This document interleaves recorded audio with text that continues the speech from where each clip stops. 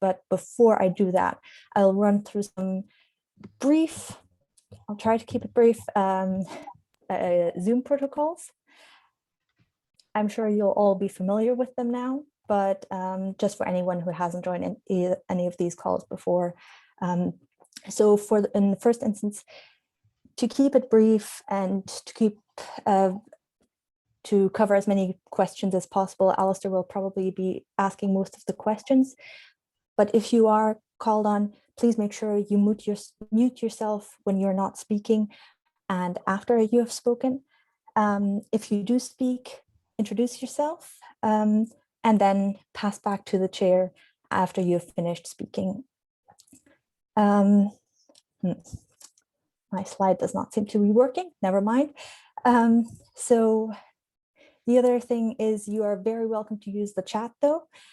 If you would like to ask a question or make a comment, you can add that in there. If you put a Q in front of any questions, that helps us find the questions and we're more likely to be able to ask them.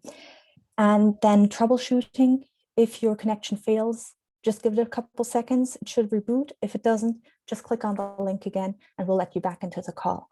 And finally, we'll be recording the event and we'll publish it on our website. So if you want to relive the experience, you can do that. Or for anyone who wants to, who wasn't able to be here today, they can watch it afterwards. And with that, I'll hand over to Alistair.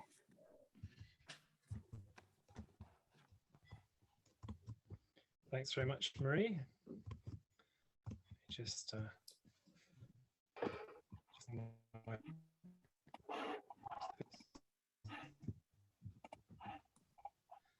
And as Marie mentioned, welcome, I'm Alistair Dalton, the transport correspondent of the Scotsman. And it's my pleasure today to welcome the trailblazing Sarah Boyack from Scottish Labour. Trailblazing because she was the first transport minister after devolution.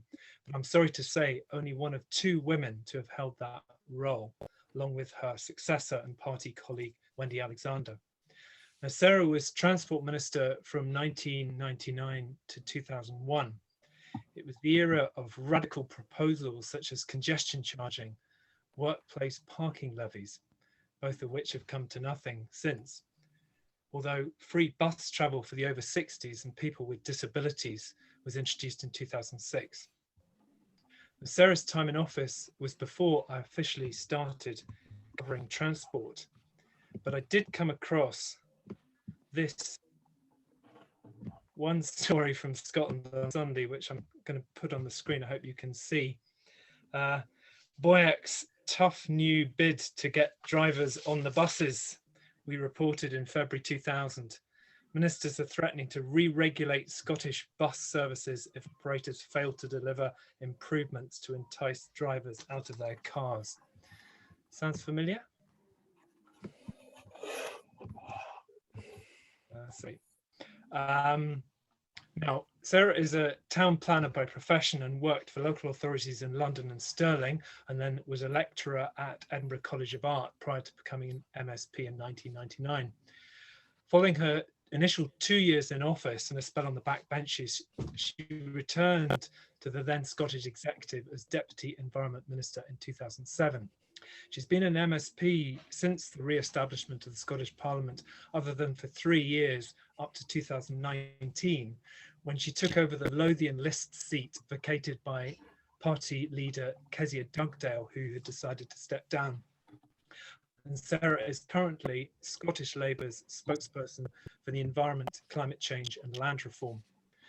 And before I ask Sarah to set out her stall on transport, I'd like to welcome Transform Scotland's expert panel, who I'll be bringing in to respond to her answers.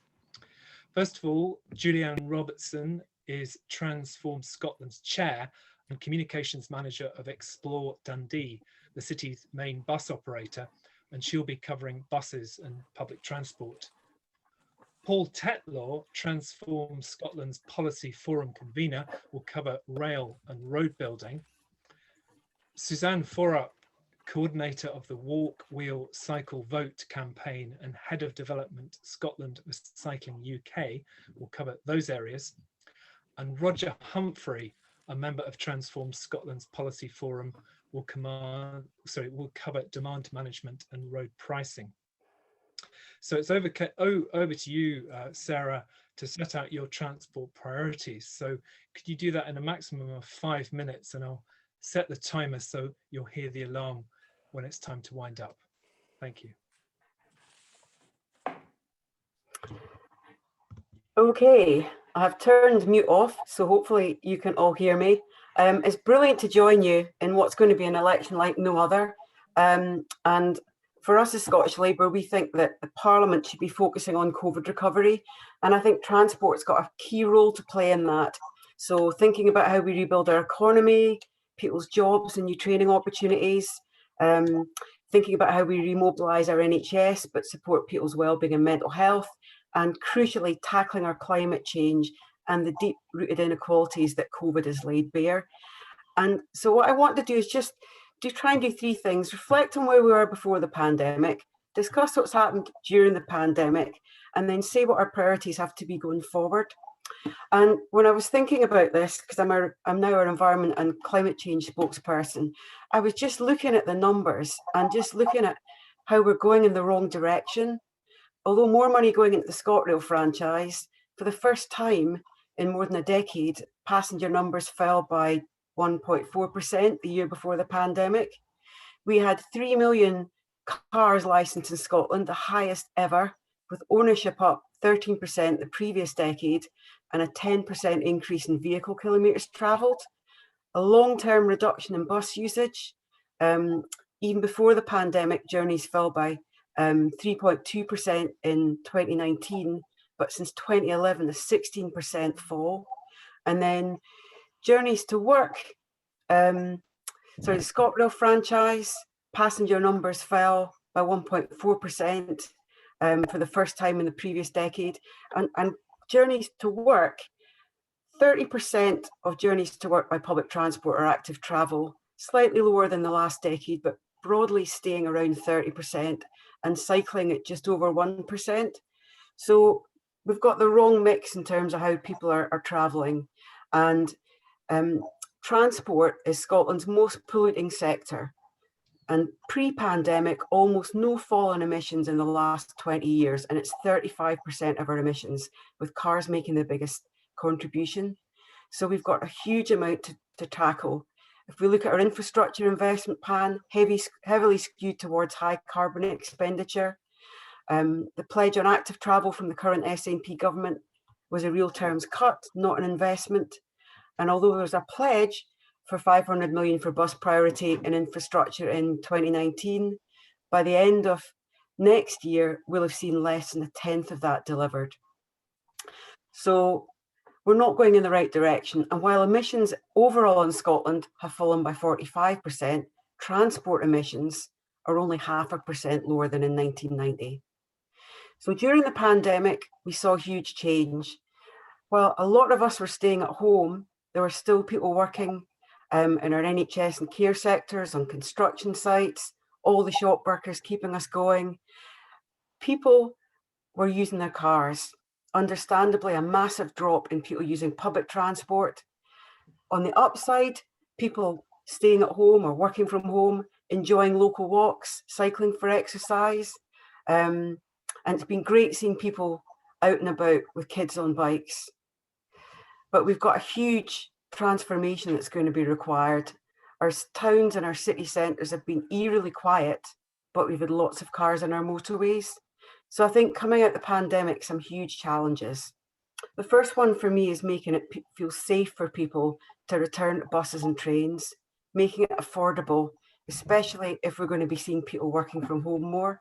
So two big opportunities. ScotRail is going to be taken into Scottish Government control, something Scottish Labour has been arguing for a long time.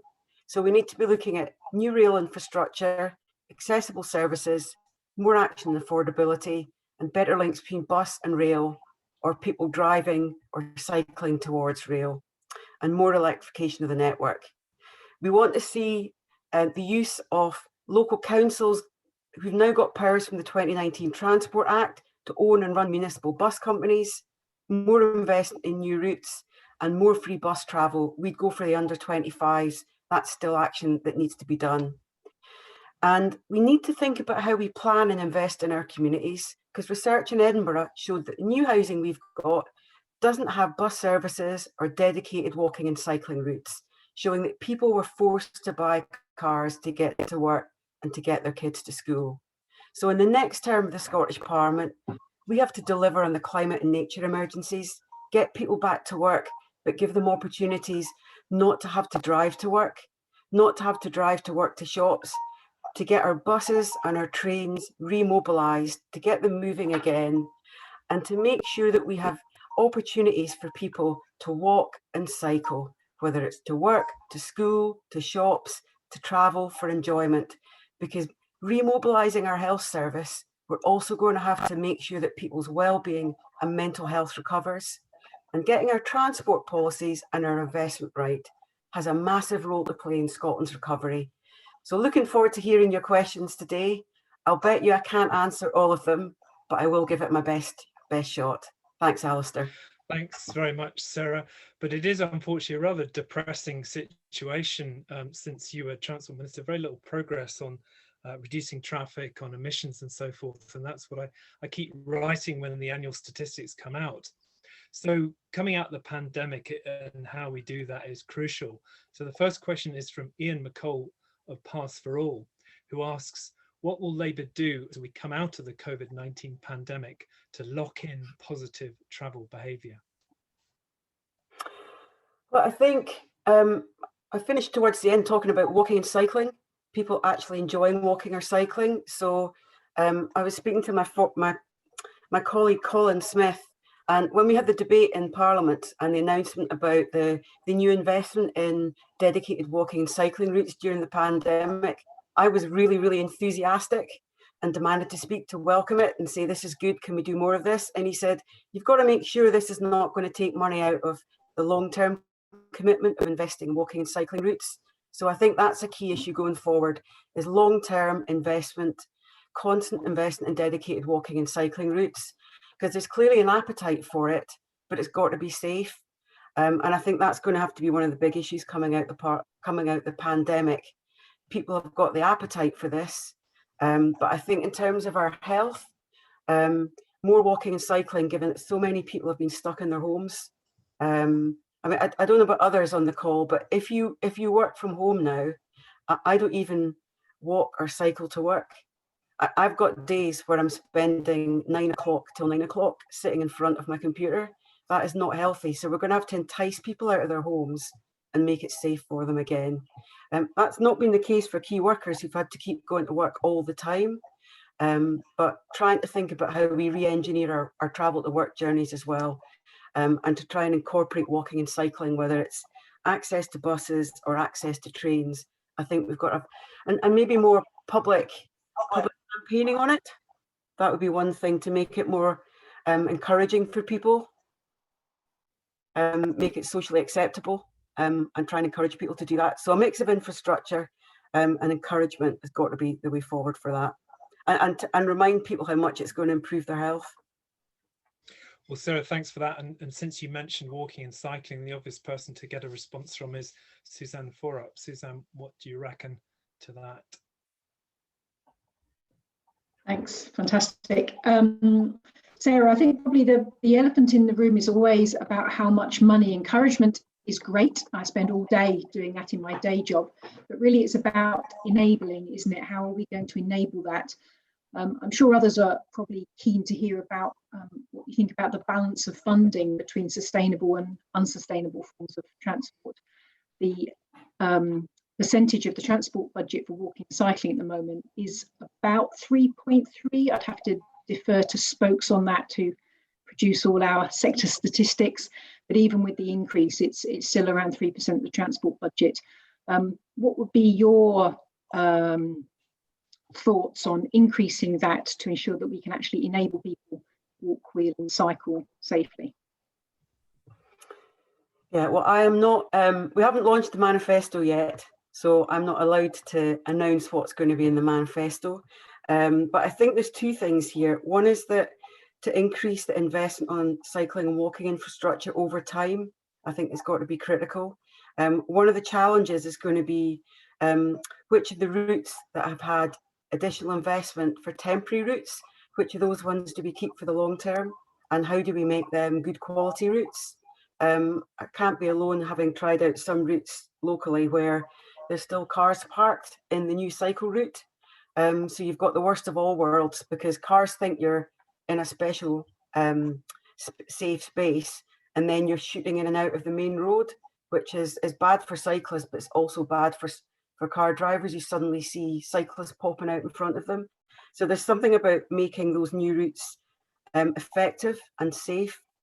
And I think the other thing I would say in terms of investment is the issue about when we're building new developments, we've got to have higher standards in them, because building new investment that doesn't have proper active travel built in from day one just cannot be acceptable, because you're then going back in and retrofitting afterwards. And you're also meaning that when people move in, they get used to walking. So they don't get used to walking or cycling or getting access to buses, because they've only got the choice of using their cars. So there's something about retrofitting our existing infrastructure, but there's also something about when we build new infrastructure that it's got to be better than we've got at the moment. For example, the fact that we've still got shopping facilities that don't have cycle parking, you know, that kind of stuff just isn't acceptable. So it's got to be, existing infrastructure has got to be improved, but it's also when we're building new infrastructure that it's got to have walking and cycling built in from day one, not as nice add-ins if you get lobbied by groups like yourselves. Okay, thanks very much, Matt. Can I move on to traffic on the roads? And I mentioned one of the policies that you had pursued as minister. So why has Labour opposed workplace parking levies when you backed them as Transport Minister? Yeah, I think it's fair to say I still have the scars in my back from my radical ambitions in '99.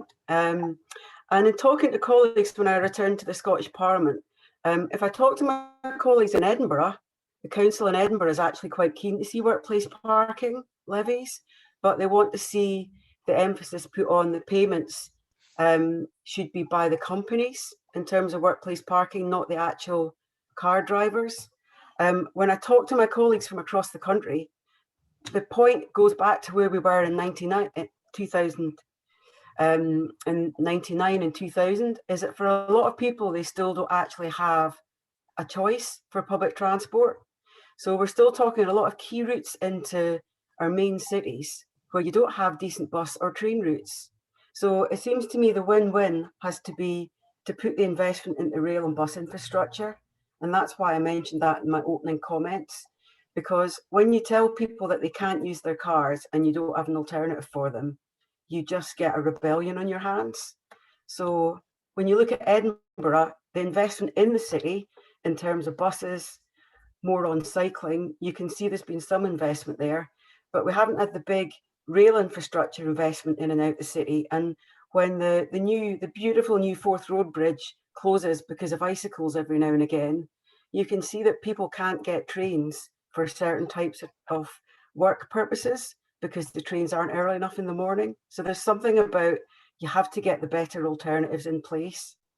And I think there's also some lessons we can learn from other parts of the UK where people are beginning to experiment and look at different measures in terms of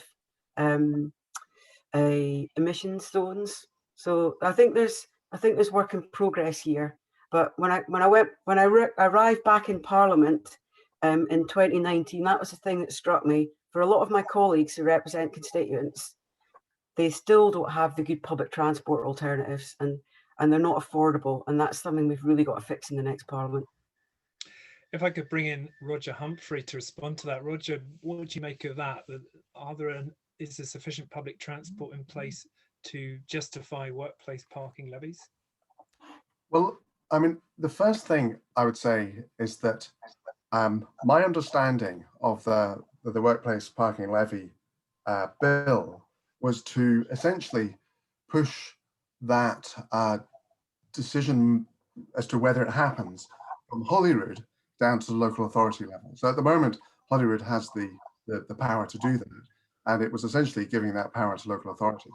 And so when Sarah, you were saying that Edinburgh has a different political response to the possibility of workplace parking levy because of the nature of Edinburgh with its relatively good bus service compared to other places within Scotland, that bill should actually allow that flexibility. So it should allow places like Edinburgh and Glasgow to try it out first.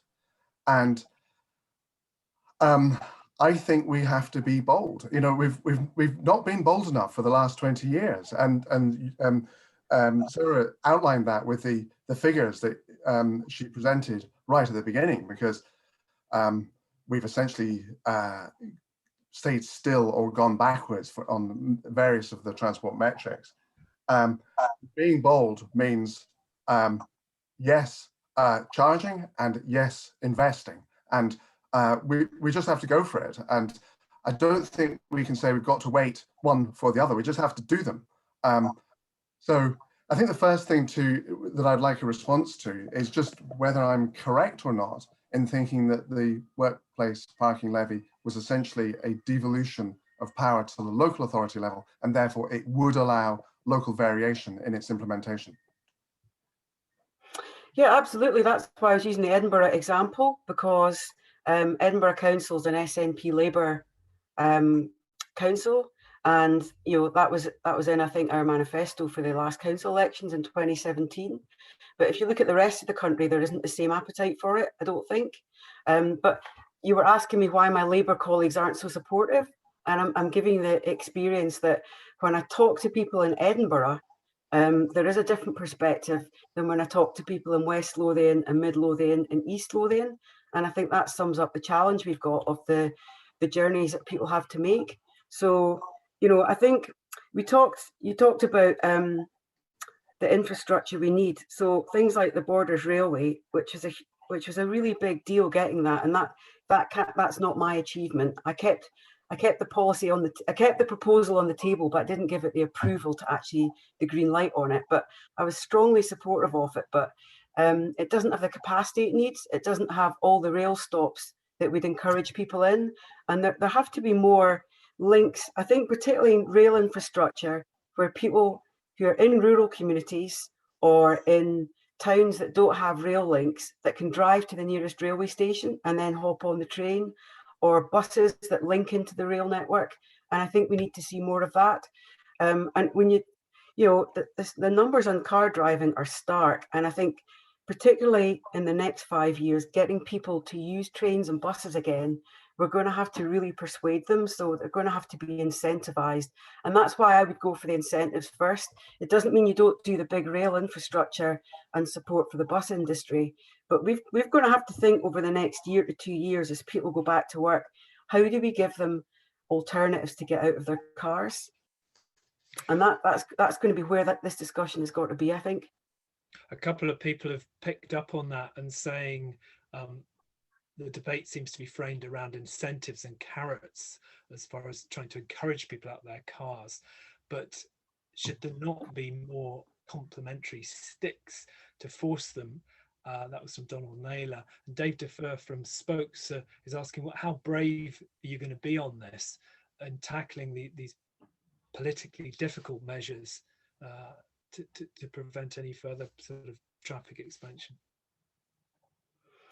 Well, that's why I mentioned, in terms of public transport, making fares more affordable. The fact that bus fares have gone up by 9% in Scotland, whereas across the rest of the UK it's 4%, and people's salaries haven't gone up that high. So there is something about affordability. And if I think about where I live in Edinburgh, this is why you need a joined up approach, because the lack of affordable housing means that lots of people have moved out of the city and they're having to come back into the city to work. So there's something about, if we have more houses built in the city, more affordable houses, it actually reduces people's need to travel further. So that's one thing. That's why we need a joined up approach. But I would definitely be going for rail and bus. The Scottish Government has put a huge amount of money into both during the pandemic, quite rightly, to keep companies alive. But coming back, I think it has to be incentives, because we're going to have to tempt people out of their cars. And for a lot of people, they will have not a lot of people have always used cars, but how do we get, we have to get back to that 30% that used buses, trains, walk or cycle to work. And then we've got to expand that 30%. And I think that's where we are. We're going to have to encourage people. And I think one of the best things we could do short term is do incentives on travel. So for example, I traveled to Glasgow when I didn't work in the Parliament for 3 years. And a ScotRail fare to go to Glasgow every day is really expensive. It's over £4,000 for an annual pass. Now, a lot of people can't afford that kind of money. So there's something about making it more affordable. And at the very least, I would do and some of the rail industry have talked about this. How do you encourage people back onto trains and buses? Affordability has got to be the top priority going forward while we get the new investment going at the same time. Thanks. Thanks. Perhaps I could bring in the bus and rail experts on this. First Julianne, and then Paul. But first, Julianne, is big increases in bus fares? Is that the main problem? Well, what I would say is that my understanding is that bus fares in Scotland are lower than the UK average. Maybe I'm looking at different figures, whatever. But you know, they've risen at half the rate of bus company operating costs. You know, our costs are rising all the time, and particularly at the moment, we're obviously hugely imbalanced in terms of patronage and the costs that we're having to put out there. So, you know, that is a significant challenge for us. The bus industry also has invested millions in new vehicles over the last 5 years. We've also invested in smart ticketing, in you know, real-time information schemes, various passenger improvements. So I think, you know, in that way, we are sort of doing our bit. But I think, sorry, I've lost my train of thought now. So I would take up that issue with saying that bus fares are you know, far too high. I think behaviour change is the real challenge here. So I do want to take up that point on incentives versus you know, carrot versus stick. I think we do need to give alternatives to get out of their cars, but I think behaviour change is such a challenge. I think there needs to be something in place to really really provide a push to do that. And I'd be interested to know if there's any intention to try and introduce some of that. Thanks, Julianne. Paul Tetlow, would you like to respond to what you've heard about ScotRail and rail from Sarah? Yes. Hi, Sarah. Hi. You spoke about the Border Railway, and it's true to say that in the early years of the Scottish Parliament, a number of rail reopening schemes were brought forward. Latterly, that slowed down considerably, and the only recent one we've had is the Leavenworth line. So I would have two questions. One question would be, what other lines would you wish to see reopened or newly created? And the second question kind of goes back to a reference that you made about capital expenditure on road and rail projects. And if I could compare the A9 road and the Highland Mainline Railway, the Highland Mainline Railway, as I imagine you understand, is a largely single track Victorian railway, which has had no serious investment in it.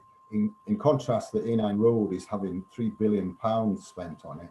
And the government's own figures show that will lead a modal shift in the wrong direction from rail to road, both for passengers and freight. So my second question would be, what's your view on that A9 Highland Mainline corridor and the disparity in investment between the two modes, and what would you do if you were in power? Okay, there's quite a lot in there. The point about Julianne made, I think there has been a really good investment in bus infrastructure.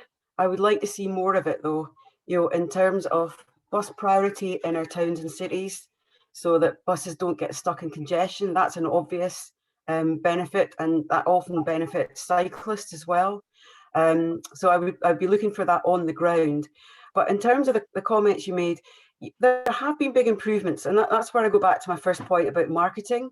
I found that when Lothian Buses introduced the new Smart app, that transformed how I personally used buses, because I basically get my phone out and I either look at Google Maps or the app and I find out exactly when the next bus is coming. I mean, that kind of change is great. It doesn't work for everybody, particularly it doesn't work for older people. But I think for marketing to younger people, and as we roll out new concessionary travel for younger people, which is great, I'd like to see it the under 25s, because that incentivizes young people, their first job, college, university.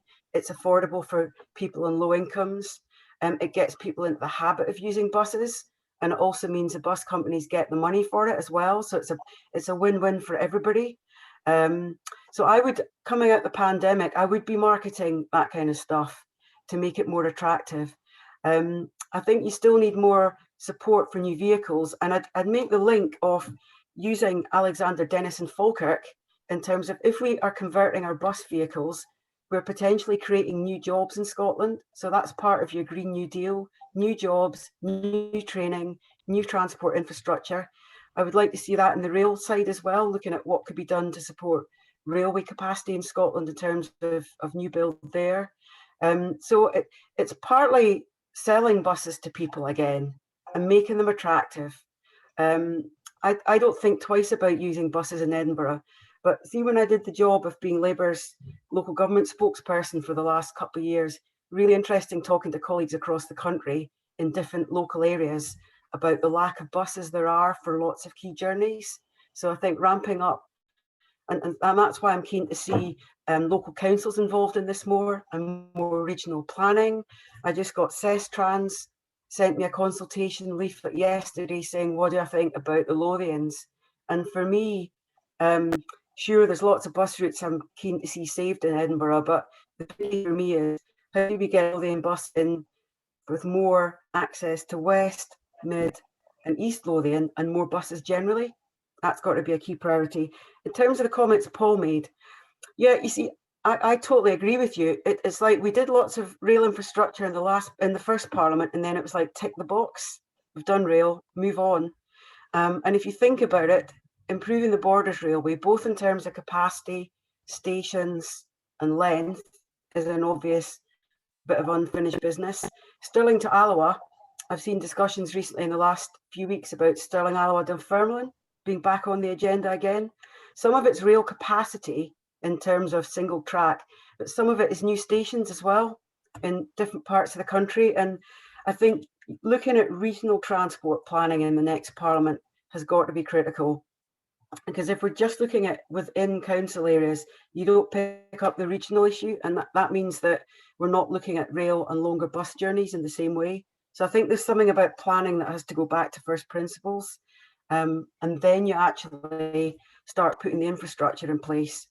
And that would be how I would do it, is think about what are the key routes where you need to get the modal shift from people driving to work, and what are the rail opportunities, either in terms of new infrastructure, marketing, or access at railways, whether it's parking facilities again. I mean, parking facilities at railways are not as expensive as building new railway lines, so it's got to be all of those things, and it's got to be a plan for that.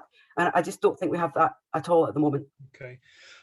Paul did ask a specific question though about the Highland Main Line between Perth and Inverness and the disparity of spending on dualling the parallel A9. And that's a point that Ian Budd, the convener of the Friends of the Far North Line, has also raised. So should we continue with completing the A9 dualling, because it's clearly not going to be finished by 2025? And it's the most of the 3 billion hasn't been spent. Should we be doing that, or should we be putting a lot more money into upgrading the railway line too?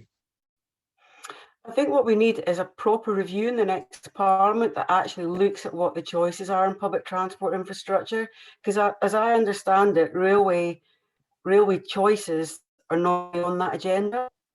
So you've actually got to add railways into this to actually look at that. And I think it's also, the one thing we haven't talked about yet is air. Now, I've been very critical of the Scottish Government not having testing at airports, and the whole issue about in the pandemic, we've finally got controls happening in air, but in long-term travel choices, rail has got to be back on the agenda. So it's not just about the A9, it's also about how do you make long-term train routes more attractive, and that's both within Scotland and across the UK.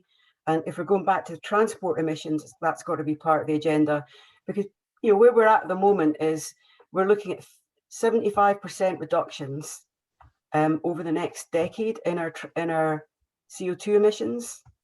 That we're not going to meet that with the current transport plans we've got. So I think that's one of the first things the Scottish Parliament is going to have to discuss. Roger Humphrey, Transform Scotland Policy Forum members asking, are there any proposed road building projects that Labour would scrap? I gave you my health warning at the start that we're not the manifesto yet. So I'm both banned from announcing lots of new money because that has to go through our process of how we do that, but also because I'm not a transport spokesperson, what I'm coming at it from is, what is the process for doing all this in the next Parliament? And at the moment, in terms of planning new developments or planning new rail or road infrastructure, they're not both at the table at the same time. We've got the inheritance from the SNP government, and I think it's time to have a look at how are we going to accelerate our carbon reductions, and where does public transport fit in? So the top priorities have to be, in the very short term, it's going to be how does ScotRail services get the support to make them more attractive and affordable? That's got to be the top priority, and the same for buses. What can you do to actually attract people onto existing infrastructure? And at the same time, you've got to have that parallel discussion about infrastructure in terms of where that new infrastructure should come. And part of that shouldn't just be the government, it should also be CESTRANS, HyTrans, the northeast of Scotland, the south of Scotland. So what are the demands in those areas as well? And then they need to be brought to the table. So I think that whole process doesn't seem to be working at the moment, and that's the thing that needs to change. Paul, if I could just ask you to give a very quick response on what's been said about rail, but also the road building plans.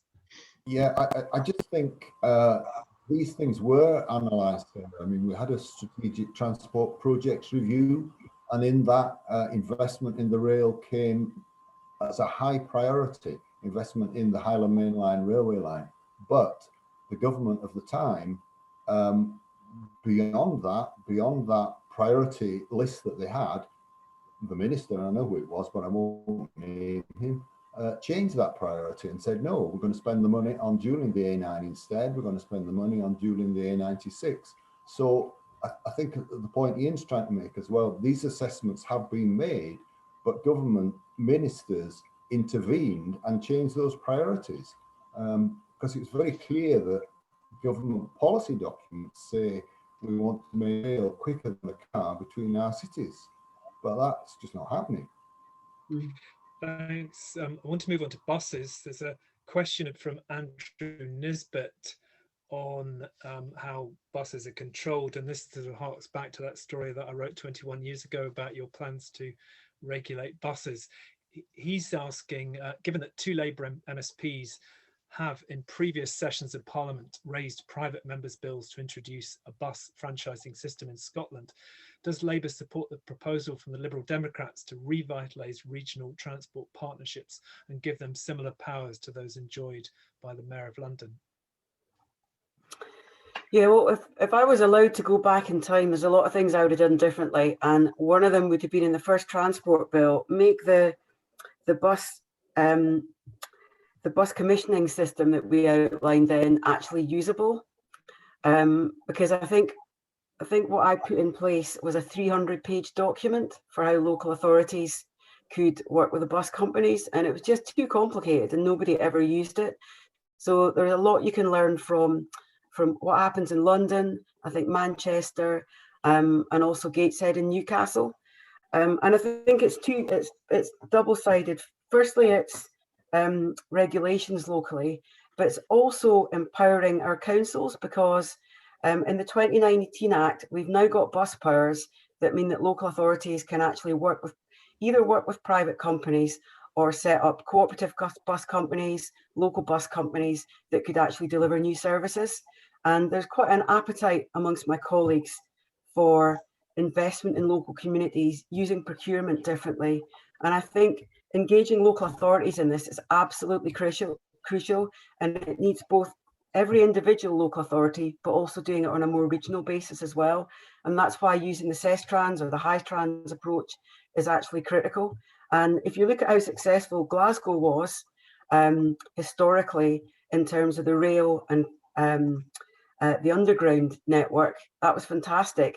The bit that didn't join in so well was the bus travel in Glasgow. So it is about having a much more joined up approach and getting councils involved in that process early doors, rather than at the moment where people write to their councillors to complain, but there's no actual, there's no powers to actually fix it. So I think that's another thing we need to look at in the next Parliament.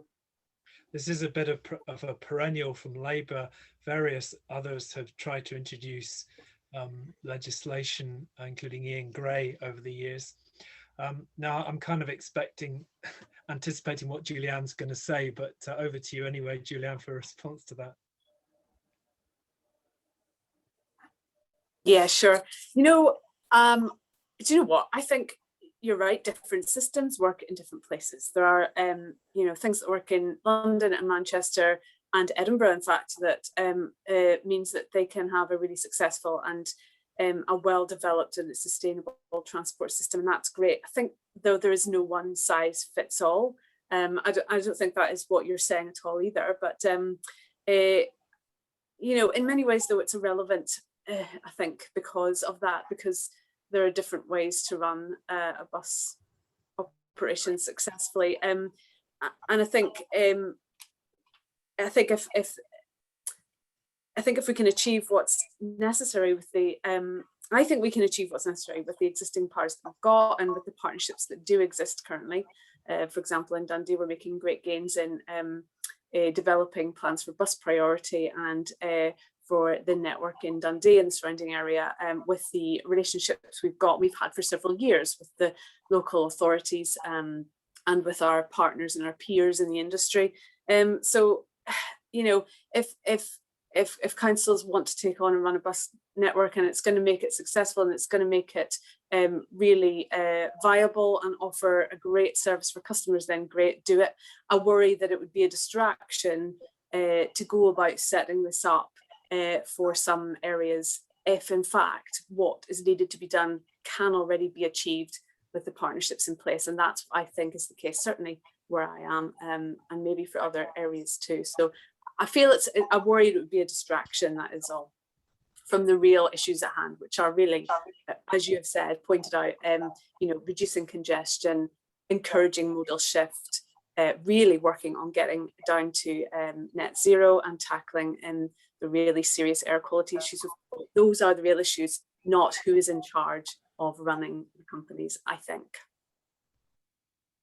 Thanks very much, Julianne. Want to ask quite an interesting question from Ross Martin, former SCDI chief executive. It's basically about potholes, and this is not just affecting cars and other vehicles, but cycles as well. And this is again one of your previous decisions. He's asking, what was the hard-fought decision to privatize or outsource the trunk roads maintenance contracts? The best transport decision taken during your time, providing stability, investment and quality road services, he says. And should that sort of contract be repeated for local roads? Well, in the week where we had a motion of no confidence, people might remember that actually that decision led to a motion of no confidence in the Parliament. So, yes. No, I think that the issue of potholes locally is about underfunding of local councils, to be honest.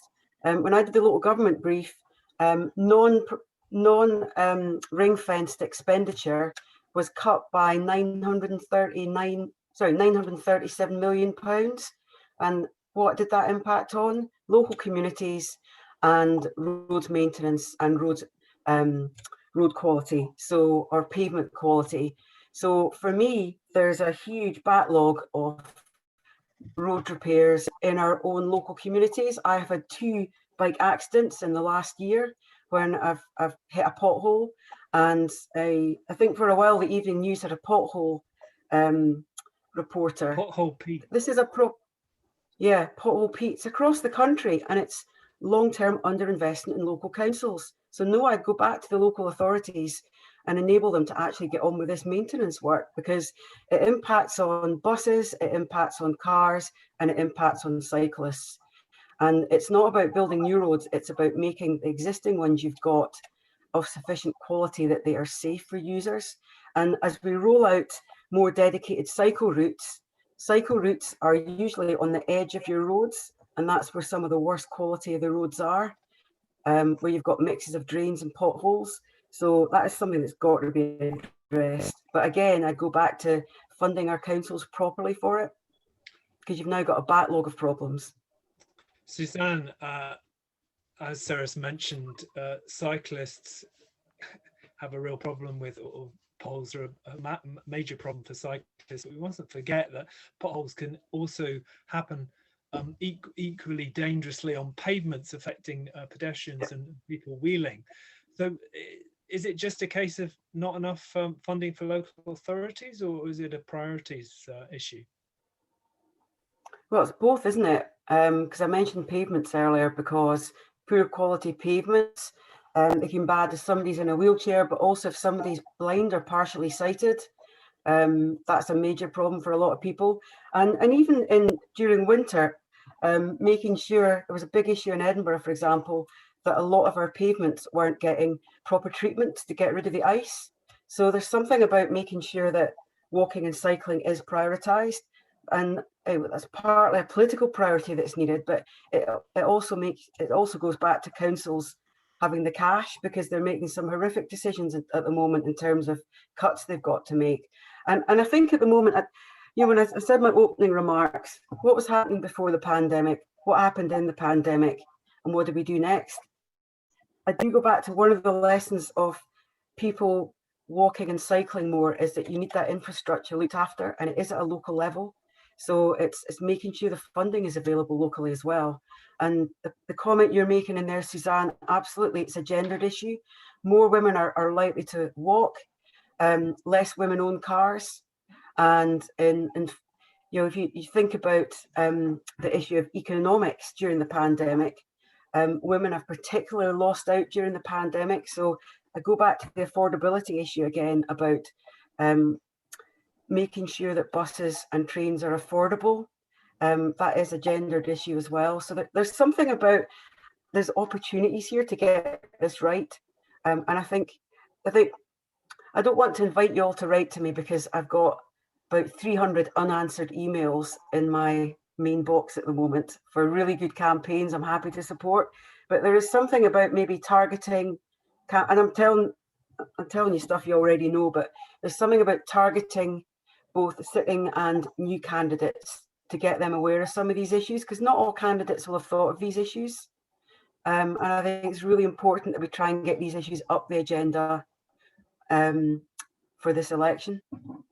And you're working on it, yeah. I anticipate all the emails will come flooding in, but I'm partly joking about this, but transport is critical to coming out of the pandemic, and to tackling climate change, and to tackling inequalities, and to making us healthier. So it's how we get the transport solutions on the agenda. And that's why I think the next year or so, it's getting things going again that we need to have working more successfully. And that gives you a bit of space to think about. Chris Day has not liked the answer. Oh, well, that's just tough. I'll stop there and let somebody else ask me a question. Yeah, well, I wanted to actually ask Suzanne to respond to that on potholes, and whether it's priorities or just a case of lack of funding that local authorities are receiving. I don't know is the answer to that. I don't work for a local authority, and I don't have any data on that. But I think it is certainly a gendered issue. It's certainly about who gets their voice heard, and we need to ensure that we're thinking about all the journeys that we do. There's so much focus on commuting, of going to work. I think Tricia also mentioned social routes on buses. It's actually looking across all the different journeys that we make for men and women and seeing actually what is prioritised, because we don't have the data necessarily to tell us actually who and whose journeys we're investing in. Just on sort of the local issues, most of our journeys are very, very local. Over 50% of car journeys are between 1 and 2 kilometres. And every time I say that, I have to check it is in the National Transport Strategy. It just seems incredible. So I suppose I'm wondering from Sarah about things like low traffic neighbourhoods.